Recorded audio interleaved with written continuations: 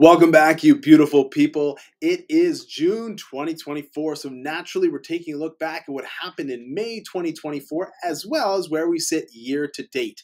As always, hit that like button, subscribe to the channel, and share this with someone who you think might be interested in what is happening in the real estate market in Ottawa. We'll jump right into it here.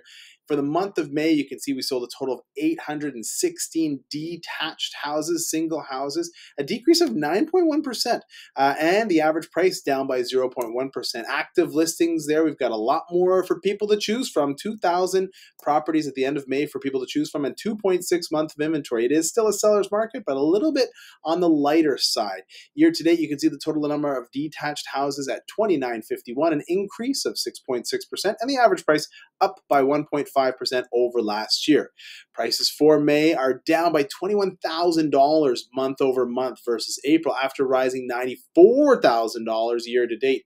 But it seemed that growth level that we were going is unsustainable. Spring frenzy is over now. Savvy sellers are listing their homes more in line with fair market value, summer pricing we talked about on the podcast, as opposed to reaching or underlisting, hoping for multiple offers.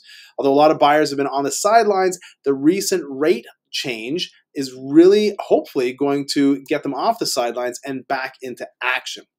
If we're looking at semi and townhouses, the month of May, total number of sales, 495, a decrease of 4.6%. Again, average price, again, down by 1%. Active listings, we've got a lot more to pick through. 797 homes, 65.4% more than we saw in May 2023, but still the lowest months of inventory that we've seen. It is still definitely a seller's market with townhouses and semis. So, year to date in that world, you can see the average average price is up by just slightly, 0.1% to 550, and the total number of sales is up by 5.5%. And again, the average price went up month over month by less than $1,000 after a $37,000 increase year to date. So we are sort of starting to level out. We see that as the spring frenzy bumps our prices up, and then in the summertime it starts to level out a little bit. So row houses are always the most accessible sort of price point, and it's the sort of best bang for your buck, as it were. And that's why you see, even though we've got 700 and almost 800 to pick through, it is still only 1.6 months worth of inventory. On the apartment side, you can see the total number of sales there is at 228, down again by 16.5%. So a lot less sales happening in May when you compare it back to 2023. But the average price up by 7.3%. That's a big bump. We've got 58.7% more condo apartments for people to pick through, 654 in total at the end of April. It is still a seller's market, but it's the worst seller's market that we've got. Seller's market will go up until 4 months of inventory. Sometimes it doesn't feel like one. And we almost have two markets happening at the same time, where really well-priced properties are selling quickly and properties that are not really well-priced are sitting and sitting and sitting. You can see the total number of sales year to date for apartments is 859, an increase of 2.1%, and the average price for an apartment is up by 4.3%.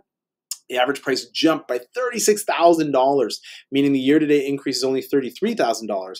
So a big, big jump month over month for the month of May versus the month of April. But it's still a very volatile sector, right? This is where we see big swings, big jumps, big drops. And, you know, it's a small sample size. And that's the reason why 10 to 20% of Ottawa's sales are apartment-style condos, less than 20%. So, you know, and a lot of the stuff that they're building moving forward is purpose-built towers. To that note, Carlingwood Shopping Center just got sold to a developer, and their plan, of course, is to build more of those big towers in there. And of course, that rate decrease, the overnight posted rate decrease, I think will get some more buyers off the fence. So we might see a bit of a rebound in terms of number of transactions moving towards either the summer, or if not, giving us a more robust fall looking forwards.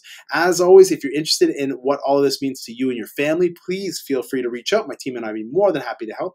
As always, the phone number 1-888-REAL585. And until next time, keep it real, collective.